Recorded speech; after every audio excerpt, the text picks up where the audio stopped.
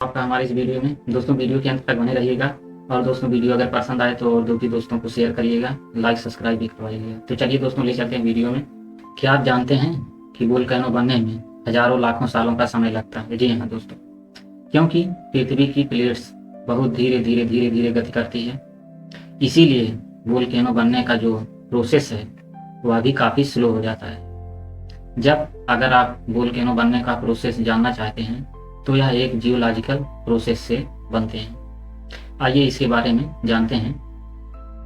तो सबसे पहले यह जानिए कि वोल्केनो यानी ज्वालामुखी हमेशा से जमीन के ऊपर नहीं होते, बल्कि यह अर्थ की गहराइयों से बनते हैं। कैसे?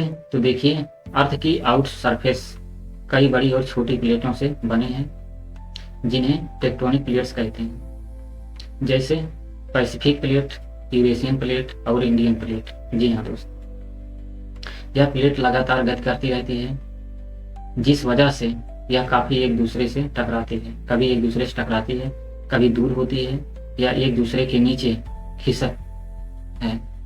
और दोस्तों, ऐसा होने पर अर्थ के अंदर मौजूद पिघली हुई चट्टानें ऊपर उठने लगती हैं। इन पिघली हुई चट्टानों को मैग्मा कहा जाता है। जी हाँ, और इसका टेम्परेचर 700 से 1200 डिग्री सेल्सियस तक होता है, जिसकी वजह से इतना गर्म होता है कि सब कुछ जल सकता है। इस मैग्मा में बहुत ज़्यादा प्रेशर होता है, और जब यह प्रेशर और ज़्यादा बढ़ जाता है तो मैग्मा अर्थ सरफेस से बाहर निकल जाता है। जी हाँ दोस्तों, जब मैग्मा अर्थ सरफेस पर आता है तो इसे लावा कहते हैं। जी हाँ, यह लावा ठंडा होकर के जम जाता है और वोल्केन पूर्ण बनाता है, जिसे हम आसानी से देख पाते हैं, और इसे वोल्केनो कहते हैं। जी हाँ, जब जब प्लेटों के टकराव से लावा बाहर की तरफ निकलता है तब तब वोल्केनो का आकार बढ़ता ही जाता है। इसके बाद यह वोल्केनो कभी भी फट सकता है, जिसे वोल्केनोनिक इरप्शन या ज्वालामुखी विस्फोट कहा जाता है। इस विस्फोट के दौरान पायरोक्लेविस्टिक फ्लोस और लहर जैसी खतरनाक घटनाएं भी होती हैं। वोल्केनो इरप्शन के दौरान गर्म गैस, राख और चट्टान के टुकड़े भी लावा के साथ बहुत तेजी से बाहर निकलते हैं। यह बहुत गर्म और घना बादल होता है, जो कुछ ही सेकंड में सब कुछ जला करके राख कर देता है। जी हाँ, इसे पायरोक्लास्टिक फ्लो कहा जाता है। और जब वोल्केनो के आसपास की बर्फ या जमी हुई मिट्टी पिघल जाती है तो मिट्टी और पानी का मिक्सचर बन जाता है, जो बहुत तेजी से बहता है और बाढ़ के हालात पैदा कर देता है। जी हाँ, उसे लहर कहते हैं। वोल्केनो इरप्शन का रीजन हर बार सिर्फ टेक्टोनिक प्लेट का टकराव ही नहीं होता, बल्कि दोस्तों कई बार देखा गया है यह विस्फोट जो है गैसेस के प्रेशर और क्रिस्टल वीकनेस की वजह से भी होता है। जब मैग्मा के अंदर वाटर वेपर, कार्बन डाइऑक्साइड और सल्फर डाइऑक्साइड जैसी गैसें फंसी रहती हैं तो यह गैसें बहुत प्रेशर बनाती हैं और ज्वालामुखी के अंदर से बाहर निकलकर विस्फोट करते हैं। इसी तरह जब अर्थ सरफेस यानी क्रस्ट में दरार या कमजोर जगह होती है तो इन दरारों से मैग्मा को ऊपर उठाने का रास्ता मिल जाता है, जो कि विस्फोट का रूप ले सकता है। यह वोल्केनो कई तरह के हो सकते हैं। जी हाँ, जैसे shield volcano, strato volcano, cinder volcano और फिशर वोल्केनो। सील्ड वोल्केनो आकार में एक ढाल की तरह होते हैं। यह बहुत बड़े और चपटे होते हैं। इनसे निकला लावा बहुत ही पतला होता है, इसलिए तेजी से बहता है और इससे होने वाला विस्फोट धीमा और शांत होता है। जी हाँ, हवाई द्वीप का मोनो लोआ इसी तरह का वोल्केनो है, जो दुनिया का सबसे बड़ा एक्टिव वोल्केनो भी है। बात करें स्ट्रेटो वोल्केनो की तो इसे कंपोजिट वोल्केनो भी कहा जाता है। जी हाँ, यह वोल्केनो कई परतों से बनते हैं, जिसमें लावा, राख और गैसें होती हैं। जी हाँ, यह वोल्केनो भी बहुत ऊंचे होते हैं। इनकी ढलान खड़ी होती है और इनका लावा बहुत ही गाढ़ा होता है। जी हाँ, इसलिए इनसे होने वाला विस्फोट भी बहुत तेज और विस्फोटक होता है। जापान का माउंट फ्यूजी वोल्केनो इसका एग्जाम्पल है अगर देखा जाए। यह जापान का सबसे ऊंचा माउंट और एक्टिव वोल्केनो है जिसे पवित्र माना जाता है। आप जानते हैं दोस्तों वनों के third type cinder cone volcano के बारे में। जी हाँ, यह वोल्केनो छोटे और कोन शेप के होते हैं और छोटे छोटे विस्फोटों के लिए जाने जाते हैं। इन विस्फोटों में लावा के छोटे टुकड़े यानी सिंडर का और राख हवा में उड़ते हैं और फिर जमीन पर गिरकर जमा हो जाते हैं। जी हाँ, जिससे कोन शेप बन जाती है। मैक्सिको का पैरीकूटन ज्वालामुखी इसका एक उदाहरण है।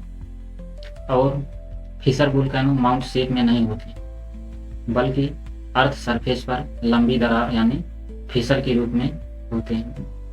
इन दरारों से पतला लावा निकलकर बहुत बड़े एरिया तक फैलता है। अगर देखा जाए आइसलैंड का लाकी फिशर इसका एग्जाम्पल है जिसमें साल 1783 में हुआ विस्फोट इतिहास के सबसे बड़े ज्वालामुखी विस्फोट में से एक है। अगर देखा जाए वोल्केनो के 4 मेजर टाइप को जानने के बाद यह जानना भी जरूरी है कि जब वोल्केनो इरप्शन होता है तो उसके क्या इफेक्ट होते हैं, क्या प्रभाव पड़ते हैं और क्या एक वोल्केनो के इरप्शन का सिर्फ बुरा असर ही हुआ करता है। यह सच है कि वोल्केनो इरप्शन से बहुत तरह के नुकसान हुआ करते हैं। अगर देखा जाए जैसे इस विस्फोट से निकलने वाला लावा, गैसें और राख कई जाने ले जाते हैं, कई जाने भी ले लेते हैं। यह वॉल्केनिक इरप्शन भूकंप और सुनामी की वजह से भी बनते हैं। इस विस्फोट के कारण वॉल्केन और गैस एमिशंस जैसे सल्फर डाइऑक्साइड, कार्बन डाइऑक्साइड भी एटमॉस्फेयर में फैल सकती है। जी हाँ, और क्लाइमेट चेंज का रीजन बन सकता है। लेकिन यह भी सच है कि वोल्केनो इरप्शन के कुछ पॉजिटिव इफेक्ट भी देखे जा सकते हैं। जी हाँ, जैसे इस विस्फोट की राख में यानी वोल्केनो इरप्शन में कई मिनरल्स होते हैं जो सोइल को फर्टाइल बनाते हैं और इससे जियोथर्मल एनर्जी मिलती है जिसका यूज करके इलेक्ट्रॉनिक जनरेट की जाती है। इतना ही नहीं दोस्तों, विस्फोट से निकलने वाला लावा जब जमीन पर जमता है तो इससे नए आइसलैंड भी बनते हैं। और ऐसा तब होता है जब समुद्र के तल पर वॉल्केनिक इरप्शन होते हैं और इनसे लावा बाहर निकलता है तो यह लावा समुद्र के पानी के संपर्क में आने से बहुत जल्दी ठंडा हो जाता है। जी हाँ, और ठंडा होने के बाद और एक दूसरे के ऊपर जमता जाता है परत दर परत। धीरे धीरे यह लावा जो है एक ऊंचा ढेर बन जाता है जो समुद्र की सतह से ऊपर निकल जाता है और एक नए द्वीप यानी आइसलैंड का रूप ले लेता है। जी हाँ, आइसलैंड के दक्षिणी तट के पास स्थित सूरत से आइसलैंड एक वोल्केन इरप्शन से ही बना है। इसी तरह इंडोनेशिया का क्राकाटोआ आइसलैंड भी इसी तरह बना है। जी हाँ, और दुनिया भर में मशहूर हवाई द्वीप समूह भी वोल्केनो इफेक्ट से ही बने हैं।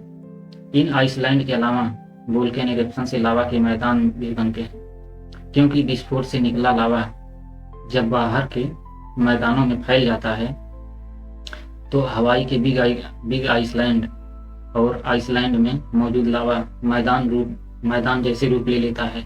यह विस्फोट लावा को पहाड़ का रूप भी दे सकते हैं आप। जी हाँ, देख सकते हैं चित्र में माउंट फ्यूजी और यूएस का माउंट सेंट हेलेना इसके एग्जाम्पल हैं। इस विस्फोट से काल्डेरा भी बनता है। जी हाँ दोस्तों, जब वॉल्केनिक इरप्शन के बाद उसका ऊपरी हिस्सा गिर के अंदर की तरफ ढह जाता है और उस जगह पर एक गहरा गड्ढा बन जाता है जिसे आप कैलरान काल्डेरा। और इतना ही नहीं, वोल्केनो के विस्फोट से लावा ट्यूब भी बनते हैं। जब लावा बाहर बहता है और ऊपर से ठंडा हो जाता है तो नीचे का लावा बह करके चला जाता है और गुफा जैसी संरचना बन जाती है जो लावा ट्यूब कहलाती है। जी हाँ, अगर देखा जाए चित्र में देख रहे होंगे ऐसी लावा ट्यूब हवाई द्वीप आइसलैंड में पाई जाती है। यानी वॉल्केनिक इरप्शन के सिर्फ निगेटिव इफेक्ट ही नहीं होते बल्कि बहुत से पॉजिटिव इफेक्ट भी होते हैं जो आइसलैंड लावा मैदान, माउंटेन, काल्डेरा और लावा ट्यूब की फॉर्म में नजर आते हैं। जी हाँ, और जब आगे यह जान लेते हैं कि अर्थ पर लगभग 1500 एक्टिव वोल्केनो हैं जो दुनिया भर में फैले हुए हैं, और इनके अलावा लगभग 1 लाख से भी ज़्यादा इनएक्टिव वोल्केनो भी हैं। तो एक एक्टिव वोल्केनो में विस्फोट होते रहते हैं, जबकि इनएक्टिव वोल्केनो में बहुत लंबे समय से विस्फोट नहीं हुआ होता है और आगे भी उसमें विस्फोट होने के चांसेस बहुत ही कम होते हैं। अर्थ पर मौजूद एक्टिव वोल्केनो में से लगभग 75 वोल्केनो रिंग ऑफ फायर के आसपास मौजूद हैं। यह प्रशांत महासागर के चारों तरफ फैला हुआ है एरिया है, जिसमें सबसे ज़्यादा वोल्केनो एक्टिविटी हुआ करती है, क्योंकि यहाँ पैसिफिक प्लेट कई टेक्टोनिक प्लेट मिलती है। इस रिंग ऑफ फायर में Indonesia, Japan, Philippines, Chile, America, Peru, New Zealand जैसी कंट्रीज आती हैं इसमें। जी हाँ, इसीलिए यूएस का माउंट सेंट हेलेना, फिलीपींस का माउंट पिंटिबो, इंडोनेशिया का माउंट क्राकाटोआ और जापान का माउंट फूजी इस रिंग ऑफ फायर के कुछ फेमस वोल्केनो कहलाते हैं। रिंग ऑफ फायर एरिया में आने वाले कंट्रीज में से सबसे ज़्यादा एक्टिव और खतरनाक ज्वालामुखी इंडोनेशिया में मौजूद हैं। जी हाँ दोस्तों, जैसे क्राकाटोआ, मेरापी, माउंट सिनाबंग। अब आपके लिए जानना भी बेहतर होगा कि लैंड बेस्ड वोल्केनो में हवाई मोनोलोआ वॉल्यूम और एरिया में अर्थ का लार्जेस्ट वोल्केनो है, जबकि अंडर वाटर वोल्केनो में पैसिफिक ओशन में मौजूद तामुमाइसुब वॉल्यूम और एरिया में अर्थ का लार्जेस्ट वोल्केनो है, जो इंडियन सब कॉन्टिनेंट का एकमात्र एक्टिव वोल्केनो अंडमान आइसलैंड पर स्थित बैरन आइलैंड है। और अब अगर यह सोचा जाए कि वोल्केनो से जुड़ी इतनी सारी जानकारियाँ हमें कैसे मिल पाती हैं, तो यह वोल्केनो लॉजी की वजह से पॉसिबल हो पाता है, जो कि जियो साइंस की एक ब्रांच है जिसमें वोल्केनो की स्टडी की जाती है। जी हाँ, वोल्केनो बनना उसके फिर मिलेंगे नेक्स्ट वीडियो में। तब तक ले जाएंगे दोस्तों, नमस्कार।